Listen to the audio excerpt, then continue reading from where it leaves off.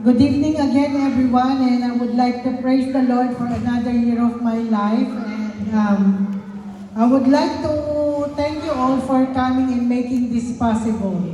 To the organizers, Sister Vivian and Sister Irene, to all your generosity in sharing food and efforts and the time that you made for today. You are here because you are my family, and perhaps 80% of you was with me when I celebrated my 40th birthday. Mahaba, kaya ampo lang kayo. Yes, it has been 10 years ago when I had a very busy year that drained me and my health deteriorated. 2014 started very well. On January 2014, I was promoted as an assistant manager on the work where I'm going, where I was with. I was doing adult learning disability. In March that year, when I need to leave my 2 children because I need to attend to my mom's operation, I only took my boo with me because I cannot afford airfare. So my friends have looked after my children, which is Rachel and Luisa. In April is when we celebrated my 40th birthday. On June, I finished my diploma in QCF Level 4 and carried on training for my managerial position. Finally, my career is moving after having children and giving up my career.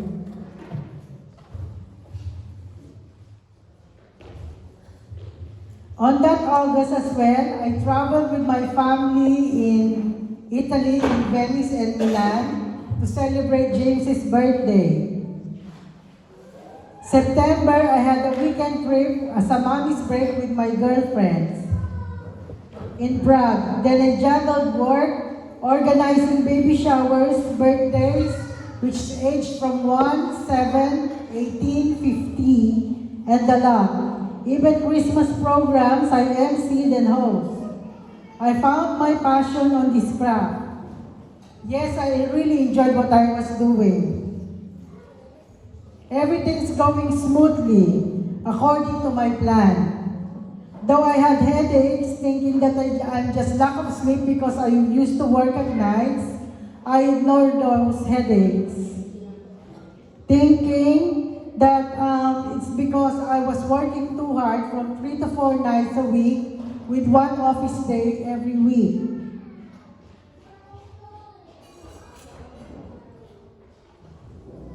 Then juggling being a mom who does school runs daily, taking my kids to their clubs and sports, marketing, errands, and sorts, ensuring that there's a hot meal each time my husband comes home. Even before I go to work. Yes, before I was a homemaker, a housewife, a mom, support worker, an MC, an organizer, a Sunday school teacher, a driver, a friend, a people person, and more. I was called Superwoman before. Nothing that I cannot do. Even my neighbor asked me and thought that I was a single mom of 3 because she never saw Noel. That's when she saw him and she asked me, "Is that your boyfriend now, Marian?" I said, "No, that's my husband." Then very vividly, I can remember on the 1st of November, I had a very profuse nosebleed. We're on the way to Allison's first birthday and dedication, which I am hosting as well. Noel kept on asking me why was it too much, because I almost finished half of the wipes, wiping my nosebleed. But I said, no, it's fine. I think I just pricked my nose. I still carry on my busy life. In December, after my last party organizing and emceeing, Brother Edgar rang me and called me off. asking me what am I doing to myself. I just said I'm okay and I enjoyed what I'm doing. But week after that is when I had my stroke. And we know that his next word probably. Everybody knows what he's gonna say to me. See, I told you, you never listened. My life turned around. A big flip from non-stop Marian to totally not moving Marian. On my 3 months in the hospital, I was spoiled and looked after by you, my brethren, ensuring that I got good food. Even my family, this is daily.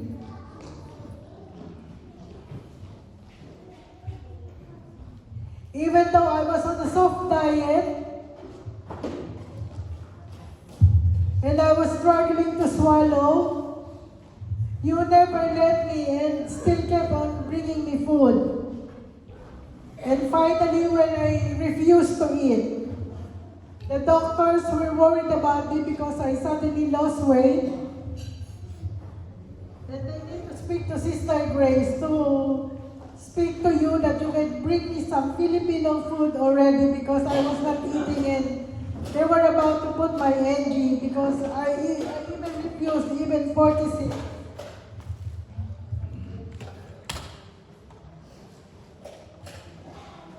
Even Brother Gary, when he was working, when I was on my first night in Lewin, he served me a big chunk of food, thinking that I missed the food. But Sister Grace just laughed and said, she cannot eat that much anymore, bro.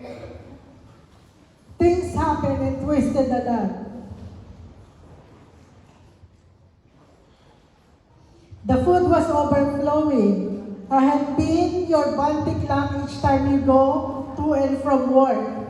And I appreciate everything with you, my brethren. Every one of you will come first in the morning, bringing me some breakfast, coffee or juices, and you're making sure that before you go home, you need to see me as well. I really hate depending on people, because I was the one who loves giving rather than receiving. I remember not liking any cameras because of my drooping face. I hate being taken a photo. Sister Grace organizes all the meal ordeals, even scheduling my kids' visit to me, helping Noel to talk with the doctors and nurses, and for taking me out on my first weekend out. Despite her arthritis, she managed to push me around Cambridge to have a time with my children.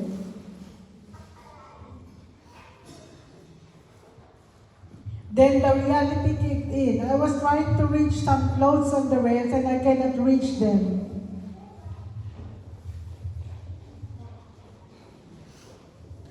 Then I was not talking until the next day. And the doctor was asking me what's going on. I just told him, I don't know because I cannot do anything anymore.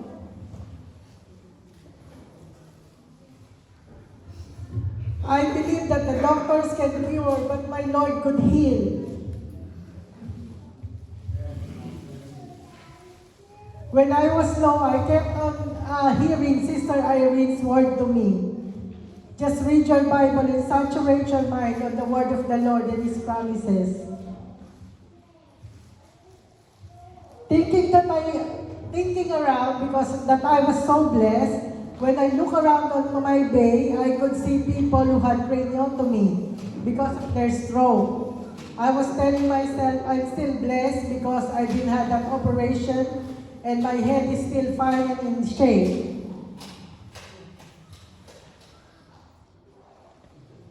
In every procedure, because I'm claustrophobic and I've never been in a hospital, I always just pray and ask the Lord to hold my hand.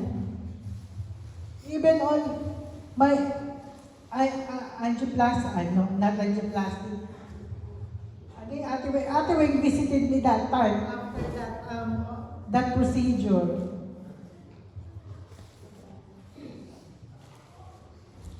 Then my life's verse changed. In Philippians 4:13, we know the verse that I can do all things through Christ who strengthens me. On times that I trip on and fall, I only crawled to get myself back on the chair. Life has never been easy. And for me to get up, I just said, Jesus, please help me to stand up again. Amen.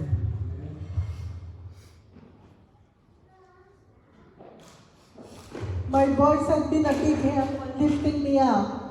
I was blessed because they're huge, so that they can lift me up.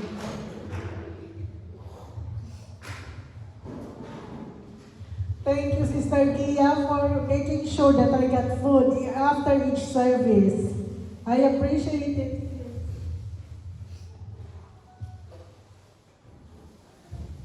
Brother Alvin for being my spiritual advisor and a very good listener to my rant, and the one who believes in me.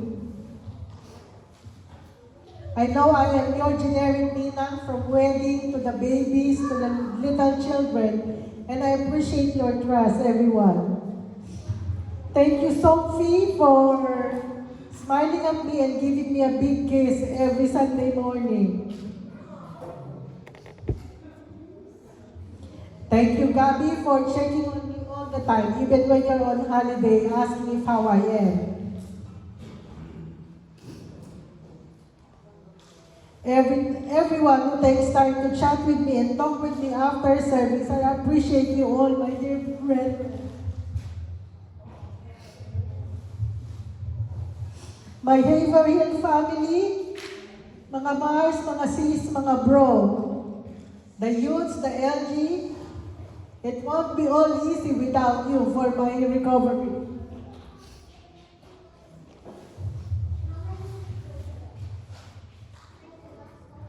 Thanks for all your love and care. This is possible today because of all of you.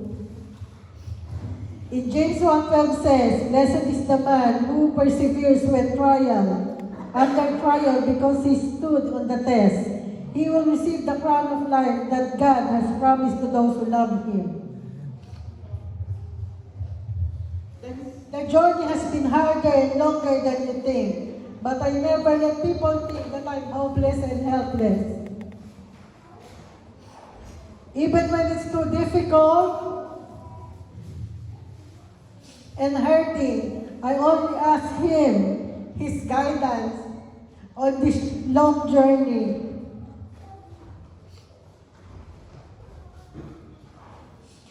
But I am so blessed that I can do all things my own way, with one hand.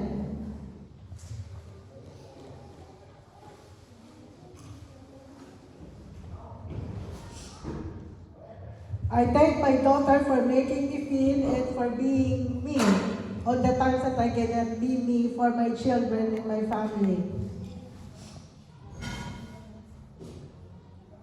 I thank my Liam for being a big help in the kitchen, for never stopping kissing mommy goodbye and hello every day.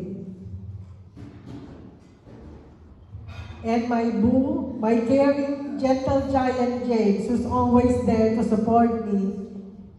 Each time, even when we're out, he makes sure that I'm okay and supported.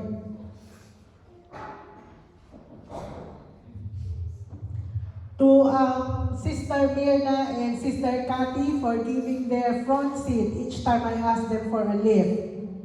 That they sacrifice to be at the back just for me to have a wide leg each time we travel. To our pastor who never stops sending me daily devotions and encouragements each day. To Sister Irene and Sister Grace for always listening to my rant and never judge me.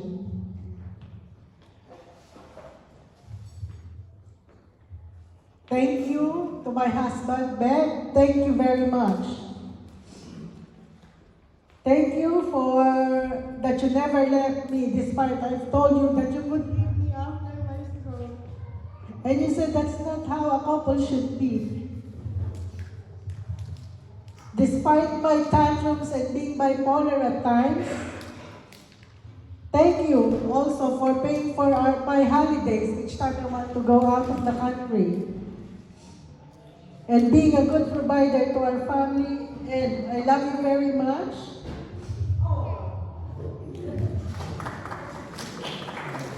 Mom, I doubt you.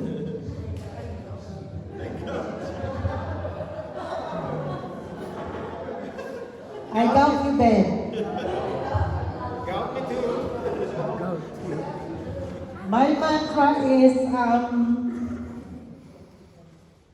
mantra has always been that my disability will not be measured by my ability to do something. That's what, no guts, no glory. That's why I'm named Marian Glory. Thank you everyone for celebrating with me. I love each and every one of you. You're here because I asked you to be here, because you're my family. To God be all the glory and praise. Salamat, Lord, sa blessings and forgiveness. For keeping up with me, Panginoon, salamat po, and God bless us all. Thank you so much. Thank you. Thank you po, Tita Marian, for that message. And also, the event would be not enough until we hear the closing remarks from the Boo, from the from the Gaudi Love, Brother Noel Santos.